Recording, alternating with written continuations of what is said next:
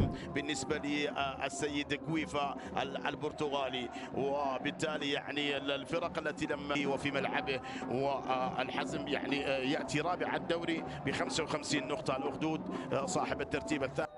هذا هو باولو ريكاردو، منقولة إلى أحمد آل حميد.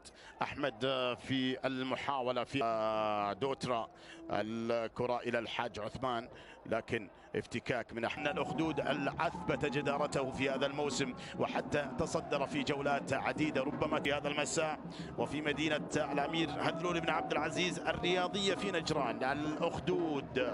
الأخدود اليوم أمام مفترق طرق، أمام كان في الترتيب الثاني عشر. اليوم هو قريب. هنا الكرة إلى الحاج عثمان، ولكن إلى ضربة مرمى لصالح فريق الحزم.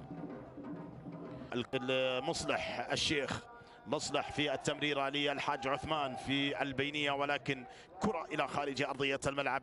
أحمد آل حميد. الهجمة الآن إلى برهان حكيمي. برهان يتقدم، خطرة في التمريرة، من يقابل، ولكن الكرة مصلح الشيخ كانت من بن حسن تراوري. مصلح الشيخ يتقدم في التمريرة، ولكن إلى خارج أرضية الملعب، ولكن تفتك من رينالدو داترا إلى باتو، ولكن أحمد الحميد دائما وأبدا أمام باتو في جميع الكرات.